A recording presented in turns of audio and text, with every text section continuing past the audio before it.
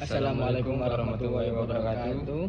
Kami dari kelompok 6, saya Bagas Rizky Alfian dan teman saya Rifal Mukti Sabani akan men-podcast tentang yang viral terbaru, yaitu penyerangan gereja yang ada di Padang.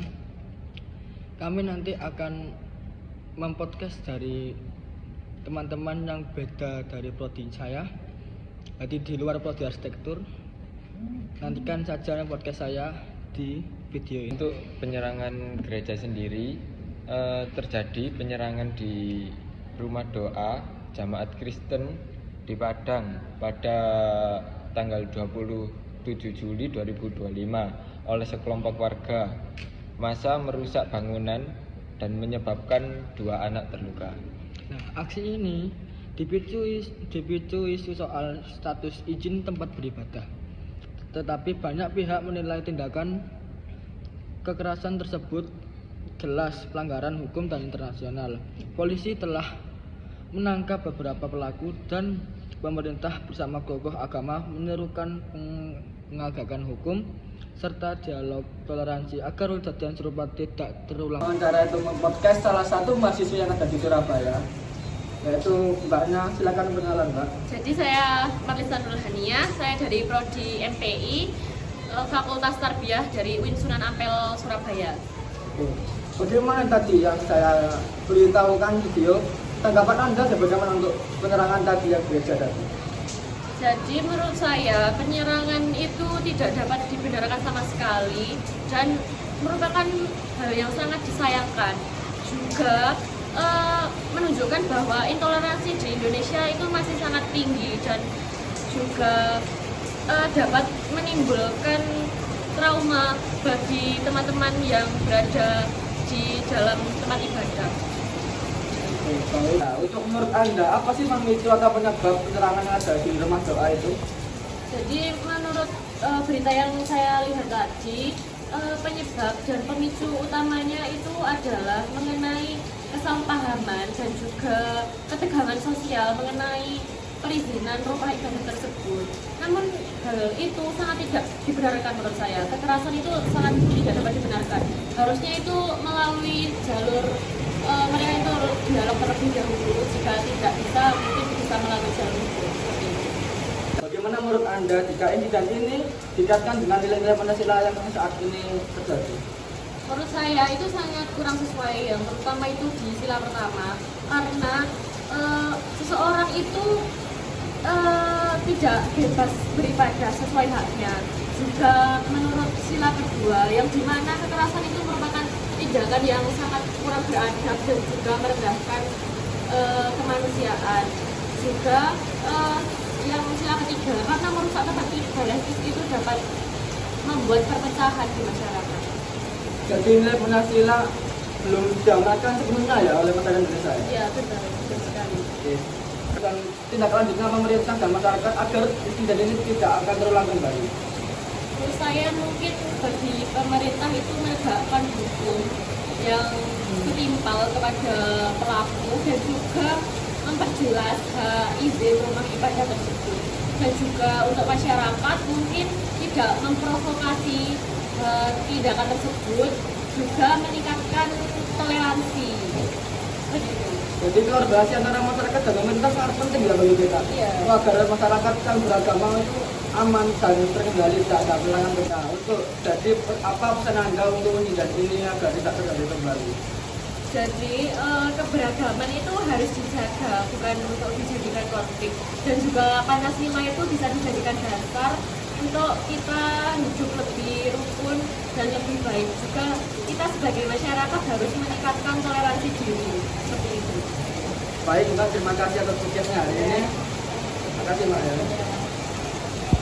Oke teman-teman, kali ini saya dengan Mas ini akan melanjutkan podcast yang kedua, yaitu dengan mahasiswa yang ada di Surabaya.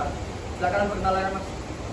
Izin memperkenalkan diri, nama saya Bandung Nugroho, asal prodi saya Manajemen Pendidikan, Fakultas Ilmu Pendidikan Universitas Negeri Surabaya. Nah, saya kan sudah menunjukkan video yang di penerangan gereja ya. Iya. Bagaimana tanggapan Anda tentang penerangan gereja itu? Untuk insiden tersebut sangat disayangkan karena tidak normalisasi sekali dengan keagamaan yang ada di Indonesia. Menurut Anda apa sih penyebab penerangan dari rumah doa itu atau gereja tersebut? Untuk penyebabnya sendiri yaitu ada kesalahpahaman Mas dari beberapa oknum agama tersebut. Jadi ada miskomunikasi antara toleransi di daerah tersebut Mas. Berarti itu ada miskomunikasi dari daerah tersebut ya? Iya. Nah, itu jika dikaitkan dengan Pancasila, nilai Pancasila yaitu masuknya ke mana ya Kak ya? Untuk dikaitkan dengan Pancasila sendiri itu termasuk ke Pancasila yang pertama Mas. Kenapa tuh Mas? Karena untuk kebebasan beragama sendiri yang ada di Indonesia kan ada 5 agama yang diakui. Jadi kita bisa mentoleransi beberapa agama tersebut. Jadi itu kejadian ini menunjukkan bahwa dari Pancasila belum sepenuhnya dilakukan di Indonesia nih Mas. Iya, betul sekali Mas. Ya, bagaimana sih cara pemerintah ke masyarakat untuk agar insiden ini tidak terulang kembali? Yang pertama jelas dari pemerintah sendiri menegakkan hukum yang tegas bagi beberapa pelanggar agama tersebut Mas. Langkah pertamanya itu untuk dari masyarakat sendiri menjaga toleransi yang sudah ada, lalu menjalin harmonisasi masyarakat sendiri. Pesan untuk insiden tersebut agar tidak dilakukan kembali ke Mas, pesan Antar umat beragama sendiri ya Mas ya. Untuk umat beragama sendiri kita harus menjaga toleransi dengan umat agama lain agar tidak terjadi insiden-insiden yang sangat tidak kita inginkan, terlebih seperti itu Mas. Terima kasih banyak Mas ya. Ya, sama-sama Mas. Kali ini kita lanjutkan narasumber yang ketiga, masih dengan mahasiswa Surabaya. Silakan perkenalkan Mas. Baik, perkenalkan nama saya Muhammad Abiyas Al-Bustami dari Prodi Ilmu Kelautan Fakultas Sains dan Teknologi UIN Sunan Ampel Surabaya. Nah, tadi kan saya sudah tunjukkan ya bagaimana sih penerangan atau penyergapan di rumah gereja atau gereja tadi kan. Bagaimana sih tanggapan Anda tentang itu? Baik, untuk tanggapan saya sendiri, ini perbuatan yang sangat disayangkan dan tidak dapat dibenarkan dalam bentuk apapun. Jadi apa penyebabnya ya kira-kira tentang insiden itu ya? Untuk pendapat saya sendiri, penyebab dari tersebut adalah Jadi menurut Anda itu apa sih penyebab atau pemicunya penerangan rumah doa atau gereja tersebut? untuk penyebabnya adalah terjadinya konflik antar umat-umat agama tersebut dan juga kurang kondusifnya masyarakat, kurang toleransinya masyarakat terhadap agama-agama tersebut. Bagaimana sih menurut Anda jika insiden tersebut itu dikaitkan dengan nilai-nilai Pancasila yang saat ini terjadi? Mungkin ini berkaitan dengan nilai Pancasila sila pertama yaitu ketuhanan yang Maha Esa, dikarenakan di Indonesia sendiri itu sudah ada beberapa agama. Mungkin masyarakat Indonesia lebih bisa menghormati lagi untuk toleransinya kepada umat-umat agama tersebut. Untuk pemerintah dan masyarakat apa sih tindak lanjutnya untuk pemerintah dan masyarakat agar tidak terulang kembali kejadian tersebut? Untuk pemerintah dan juga masyarakat, mungkin untuk pemerintah bisa lebih diperketat lagi penjagaannya dan juga menindaklanjuti oknum-oknum tersebut. Untuk masyarakat sendiri kita harus bisa mentoleransi dan saling menghormati satu sama lain agama. Pesan untuk insiden tersebut agar tidak terulang kembali untuk masyarakat dan pemerintah.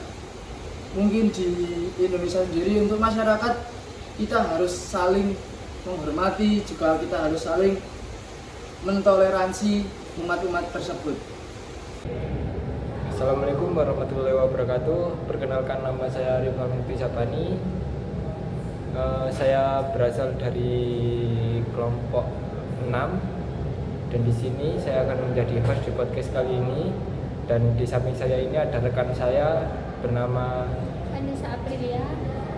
Dan di sini saya akan membahas sedikit tentang isu-isu yang sempat viral akhir-akhir ini tentang penggusuran rumah doa yang ada di Padang.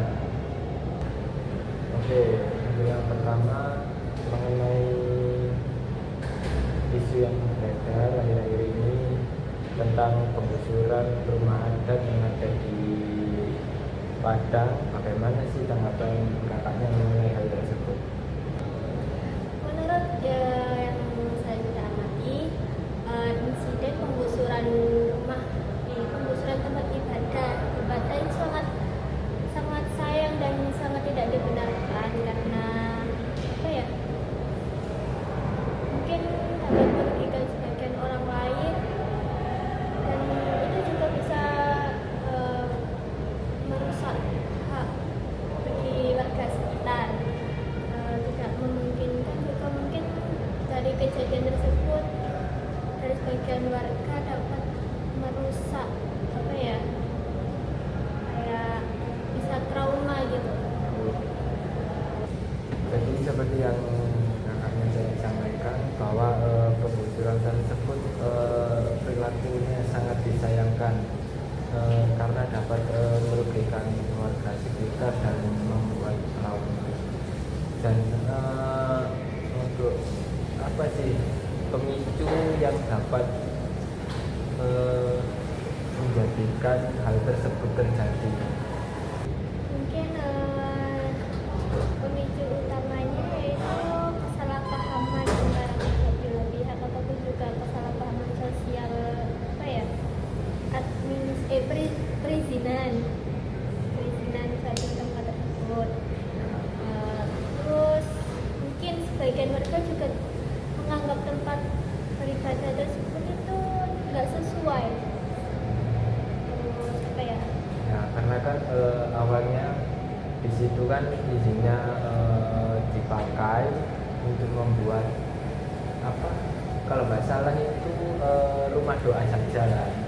Nah di situ ternyata secara diam-diam masyarakat warga Kristen tersebut dipakai untuk beribadah menjadi rumah gereja. Saya mau bertanya ini kepada kakaknya mengenai insiden tersebut, bagaimana sih jika dikaitkan dengan nilai-nilai Pancasila? Oke. Insiden tersebut dari Padang itu sudah sangat jelas ya, sangat bertentangan dengan nilai Pancasila. Menurut saya sendiri diambil dari sila pertama, kedua, dan juga ketiga, di mana sila pertama tersebut kita berhak memilih agama ya. Dari agama tersebut kan kita juga merasa aman dengan berpegang agama masing-masing. Mungkin dari kejadian penggusuran di Padang kita merasa jadi kayak tidak aman gitu. Jadi menurut kakaknya sendiri insiden tersebut itu karena terjadinya kerisuan di gereja tersebut, jadi jemaah sendiri merasa terancam gitu. Terus kekerasan dan perusakan tempat ibadah di tempat tersebut itu juga sangat apa ya, bertentangan dengan sila kedua, kayak menekankan perlakuan ketidakmanusiawian dengan dan juga tidak beradab, soalnya apa ya, adanya kericuan tersebut. Dan kakaknya sendiri tadi kan bilang pertama, kedua, dan ketiga. Dan apa sih yang ketiga ini menurut kakaknya? Dari kejadian tersebut diambil dari sila ketiga, yaitu adanya kerusuhan, mungkin dapat menimbulkan apa ya, pecahnya persatuan. Jadi menurut kakaknya dari kericuan tersebut masyarakat bukan malah bersatu tetapi malah Pecah ya.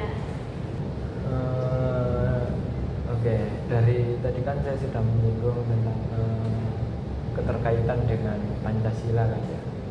Nah di sini saya mau bertanya tentang menurut kakaknya bagaimana sih seharusnya tindakan pemerintah ataupun masyarakat supaya hal tersebut tidak terulang kembali? Untuk pemerintah seharusnya sih bisa menegakkan hukum dengan jelas dan tegas pastinya. Terus apa ya? Harus juga memperjelas perizinan biar nggak muncul pemicu perpecahan. Dan untuk masyarakat baiknya lebih toleransi, gak gampang terprovokasi, terus bisa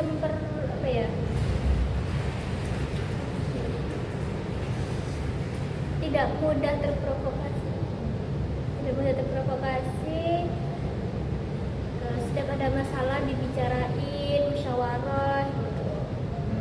Untuk yang terakhir mungkin saya meminta sedikit pesan dari kakaknya dari insiden tersebut. Pesan saya adalah bahwa keberagaman itu harus dijaga, bukan dijadikan alasan untuk sebuah konflik. Terus dari agama kita juga diajarkan buat untuk saling berdamai. Nah, nilai Pancasila juga sebagai pegangan kuat bagi kita. Terus apalagi ya? Nah, toleransi itu harus dijalankan setiap hari biar kita itu lebih paham, lebih. Oke, baik, terima kasih untuk kakaknya. Dan saya Rival Mukti Sabani dan rekan saya Vanessa Aprilia pamit undur diri. Mungkin cukup sekian podcast kali ini, kurang lebihnya kami mohon maaf. Assalamualaikum warahmatullahi wabarakatuh. Sekian dari podcast kami, kurang lebihnya kami mohon maaf jika ada kekurangan. Wassalamualaikum warahmatullahi wabarakatuh. See you.